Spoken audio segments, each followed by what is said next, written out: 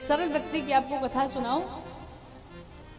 एक व्यक्ति था तो वो इतना खाता था, इतना भोजन करता था, लेकिन एक बात बताऊं, कोई ज्यादा नहीं खाता है। कई बार लोग कहते हैं ना वो बहुत खाता है, वो ज्यादा नहीं खाता है। जिसके खाते में जितना होता है वो उतना ही खाता है। भाई जितना अपने बैंक बैलेंस बनाया हुआ है उतना ही आप खाएंगे, और जैसे बैंक बैलेंस खत्म हुआ टिकट कट जाएगी आपकी। वो व्यक्ति इतना भोजन करता, इतना खाता कि घर वाले परेशान हो गए। तो घर वाले कभी कहते कि भाई साहब बीच में पानी वानी तो पी लो, तो कहता था बीच आए तब तो पिए, बीच आता ही नहीं है।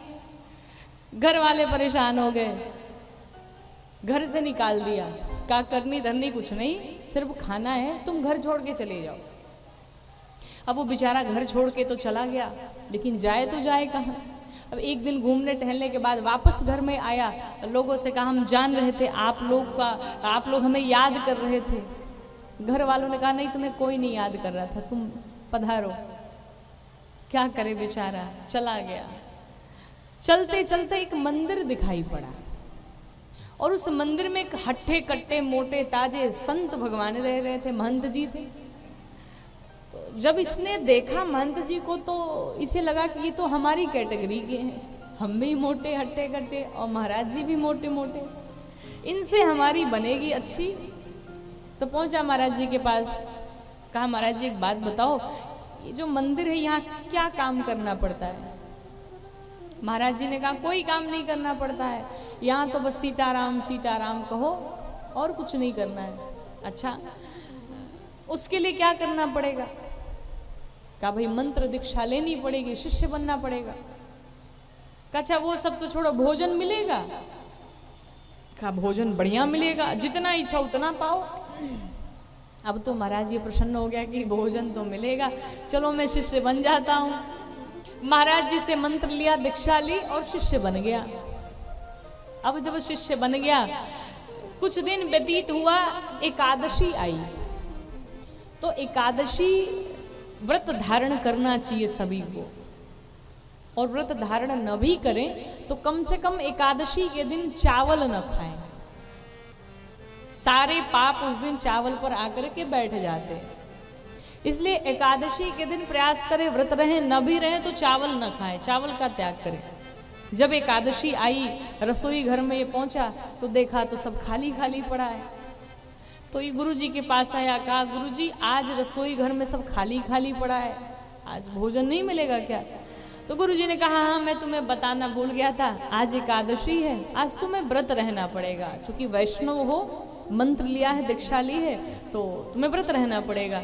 इसने कहा गुरु जी अगर हमें एकादशी व्रत रह गए तो द्वादशी नहीं देख पाएंगे हम, कृपा करो मेरे ऊपर। गुरु जी को दया आई, कहा चलो एक काम करो, थोड़ा सा राशन देता हूं और जाओ नदी के किनारे राशन बढ़िया भोजन बनाना, और बना करके सबसे पहले भगवान राम को बुला करके भोग लगाना ठाकुर जी को। राशन दिया, ये पहुंचा नदी के किनारे और भोजन बनाया, और भोजन बना करके भगवान को बुलाने लगा। हरे राम आइए मेरे राम आइए, मेरे भोजन का भोग लगाइए। ओ मेरे राम आइए, मेरे राम आइए, मेरे भोजन का भोग लगाइए, मेरे भोजन का भोग लगाइए। जैसे भगवान राम को बुलाया, यहाँ भगवान राम कैसे आए, नीलांबुज श्यामल कोमलांगम, सीता समारोपित वाम भागम। जैसे भगवान राम को बुलाया, भगवान अकेले नहीं आए, अपनी पत्नी के साथ पधार गए महाराज। बगल में वाम भाग में जानकी मैया आ गई। अब इसने देखा, कहा हमने तो सोचा था एक ही आएंगे, यहाँ तो दो दो चले आए, और यहाँ तो व्यवस्था महाराज एक ही है। तो राम जी ने कहा क्या हुआ, कोई समस्या है क्या तुम्हें। नहीं नहीं महाराज कोई समस्या नहीं। ये कौन है, हमारी धर्म पत्नी है, भोजन लाओ। तो लाया, बेचारा क्या करे, दिया। अब एक की व्यवस्था जहाँ दो दो आ गए तो अब अपने में से ही काट के भोजन दिया। जो बचा खुचा स्वयं पाया, थोड़ा बहुत पेट तो भरा नहीं, वापस चला गया। अगली एकादशी आई। जब अगली एकादशी आई तो गुरुजी से कहा, गुरुजी हाँ राशन थोड़ा और बढ़ा के दीजिएगा। गुरुजी ने कहा क्यों? कहा आपने कहा था एक ही आएंगे, वहां दो दो चले आते हैं, एक को बुलाओ दो आते हैं। तो गुरुजी ने सोचा हो सकता है इसका पेट न भरा हो, तो गुरुजी ने राशन और बढ़ा के दिया। और जब फिर ये नदी के तट पे आया, आने के बाद फिर से लगा भगवान को बुलाने, लेकिन अब की बार अकेले नहीं बुलाया, अब की बार सीता मैया को भी बुला रहा है। हरे राम आइए सीता राम आइए, मेरे भोजन का भोग लगाइए। ओ सीता राम आइए, सीता राम आइए, मेरे भोजन का भोग लगाइए। ओ मेरे भोजन का भोग लगाइए। सीताराम को बुलाया, लेकिन महाराज यहाँ तो गड़बड़ी हो गई। भगवान राम अब की आए तो वाम भाग में श्री जानकी मैया और दाहिने भाग में श्री लक्ष्मण जी। अब उसने देखा यहाँ तो दो को न्योता दिया था, यहाँ फिर तीन आ गए। कहा महाराज ये कौन है? राम जी ने कहा हमारे छोटे भाई साहब हैं। कोई समस्या है क्या तुम्हें? नहीं नहीं सरकार कोई समस्या नहीं, आप तो भोजन पाओ। मन ही मन सोच रहे बताओ हर बार एक बढ़ता ही चला जाता है, अब की बार दो व्यवस्था की तो तीन हो गए। भगवान को भोजन पवाया और खुद जो बचा खुचा भोजन पा लिया, पहुंचा आश्रम में। अब अगली एकादशी आई, और जब अगली एकादशी आई तो गुरुजी से कहा गुरुजी अब की बार दो नहीं, अब की बार तीन आए थे, राशन और बढ़ा दीजिएगा। गुरुजी ने सोचा ये राशन भोजन करता है कि बेचता है, ये बताओ अकेले कितना खा लेता है। गुरुजी को डाउट हुआ और गुरुजी ने कहा चलो कोई बात नहीं, राशन तो दे दिया, लेकिन गुरुजी इसके पीछे पीछे लग गए, देखिए जाता कहाँ है। तो पहुंचा नदी के किनारे और जाकर के लगा भगवान को बुलाने, लेकिन अब की बार दो को नहीं बुलाया, अब की बार तीन को बुलाया। हरे राम आइए सीता राम आइए, भैया साथ लाइए, मेरे भोजन का भोग लगाइए। ओ सीता राम आइए, भैया साथ लाइए, मेरे भोजन का भोग लगाइए। ओ मेरे भोजन का भोग लगाइए। इधर बुलाया राम जी आइए, लक्ष्मण जी आइए, साथ में जानकी मैया को लाइए। और यहाँ तो भगवान ने हद पार कर दी कि बैठ विपिन में भक्त ने कीन्ही प्रेम पुकार,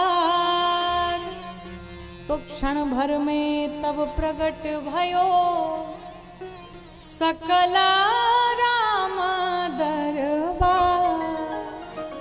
पूरा राम दरबार आके खड़ा हो गया महाराज। राम जी, भरत जी, लक्ष्मण जी, शत्रुघ्न भैया, जानकी मैया, हनुमान जी, महाराज छह लोग आ गए। अब ये ऊपर देख रहा है 1 2 3 6 काउंट कर रहा है। कहा भगवान ने तो हद कर दी, बताओ हमेशा 1 बढ़ते थे, अब की बार 6 हो गए, क्या करे बेचारा। तो भगवान राम ने कहा क्या देख रहे हो, भोजन लाओ, भोग लगाओ। इसने कहा हमने बनाया ही नहीं है भोजन। तो भगवान ने कहा जब भोजन ही नहीं बनाया तो बुलाया क्यों? इसने कहा पहले हम देख लेना चाहते थे कितने लोग आ रहे हैं, क्योंकि हर बार आपका एक बढ़ता ही चला जा रहा है और परिणाम देखो 6 आए हुए हैं। अच्छा ये बताओ ये इतने लोग हैं कौन? भगवान ने कहा हम बताना भूल गए थे, हम 4 भाई हैं, वही हमारे साथ में सब आए हुए हैं। इसने कहा ये बताओ महाराज 4 भाई ठीक है, एक आपकी धर्म पत्नी हो गई, लेकिन ये बानर को साथे काहे लेके घूम रहे हैं, ये बंदर क्या कर रहा है आपके साथ में? भगवान ने कहा ये बंदर नहीं महाराज, ये हमारा सेवक है, हमारे साथ ही रहते, हमारा दरबार है ये। कहा तब? भगवान ने कहा कि भाई कुछ भोग लगाओ, भोजन पवा, भूखे बैठे हैं तब से। इस व्यक्ति ने कहा महाराज अब खुद ही बनाओ खुद ही पाओ, हम भोजन नहीं बनाएंगे। भगवान राम जानकी मैया से कहा लो भाई भक्त हमारा नाराज हो गया है, अब एक काम करो रसोई में जाओ खुद ही भोजन बनाओ। जानकी मैया, लक्ष्मण जी, भरत जी सब लग पड़े, रसोई घर में पहुंचे, सब जा करके भंडारे में लग गए, भंडारा बनाने लगे। अब जैसे ये बेचारा पेड़ के नीचे बैठा था कि चलो जानकी मैया भोजन बनाएंगी तो आज कुछ मिलेगा बढ़िया से भोजन पाने के लिए, बैठा ही था, तब तक जैसे ही जानकी मैया ने भोजन बनाना शुरू किया और मैया के हाथों की खुशबू जब पूरे अगल बगल क्षेत्र में पहुंची तो अगल बगल के आसपास के जितने भी संत साधु महात्मा थे सब चले आए। अब वहां हजारों की भीड़ लग गई। इसने जब आंख खोल के देखा, कहा महाराज हम तो सोच रहे थे 6 ही रहेंगे, यहाँ तो 1000 लोग आ गए। अब जो भी हमारी उम्मीद थी वो भी खत्म हो गई। गुरुजी दूर से बैठे देख रही, ये कर क्या रहा है पेड़ के नीचे, ना भोजन बना रहा है ना खुद पा रहा है, कर क्या रहा है ये। तो गुरुदेव आए, आंख बंद करके पड़ा हुआ था। तो गुरुदेव ने पूछा ये बताओ आंखें क्यों बंद की है। इसने कहा महाराज जब मिलना ही नहीं तो देखने का क्या फायदा है, इसलिए हमने आंखें ही बंद कर ली अपनी। तो गुरुदेव पूछते हुआ क्या तुम्हें, क्या कारण है। इसने सारी घटनाएं बताई। महाराज जी ये बात है। कहा अब क्या हुआ। कहा 1000 लोग दिख रहे हैं यहाँ पे, देखिए भंडारे में, तो गुरुजी को तो दिखाई ना पड़े। तो गुरुजी कहे नहीं हमें तो कोई नहीं दिखाई पड़ रहा है तुम्हारे अलावा। इसने कहा लो हुई समस्या, ऑलरेडी हम परेशानी में पड़े हुए हैं और इनको तो अब दिखाई नहीं दे रहा, अब क्या करूं।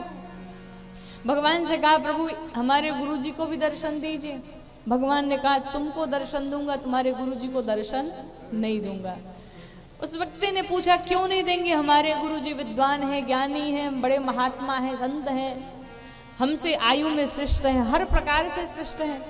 भगवान ने कहा देखो तुमसे आयु में बड़े हैं, ज्ञान में बड़े हैं, विद्वता में बड़े, सब कुछ में बड़े हैं, सब कुछ उनके भीतर है, लेकिन तुम्हारे जैसे सरल नहीं है, और तुम्हारे जैसे सरल नहीं इसलिए मैं उन्हें दर्शन नहीं दे सकता। गुरुदेव की आंखों से आंसू निकलने लगे। कहे नाथ आज मैं सरल तो नहीं बन पाया, लेकिन आपकी बातों को सुन करके मेरे आंखों से अश्रु निकलने लगे, मैं तरल अवश्य हो गया। भगवान वहीं आए और गुरु और शिष्य दोनों को दर्शन भगवान ने दिया। बोले भक्तवत्सल भगवान की जय हो। तो महाराज ये होती है सरलता। बिल्कुल निश्चल बनिए, प्रयास करिए, कपट भीतर न रहे, छल भीतर न रहे, जैसे हैं वैसे समाज के सामने प्रस्तुत होइए।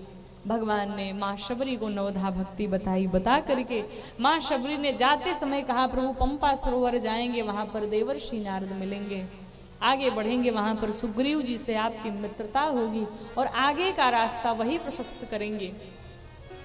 मैया शबरी अपने दाहिने अंगुष्ठ से योगाग्नि प्रज्वलित करके स्वयं को मैया ने भस्म कर डाला और माँ भगवान के ही चरणों में विलीन हो गई। यहाँ पर अरण्य कांड समाप्त करते हुए गोस्वामी जी किष्किंधा कांड में पहुंचे।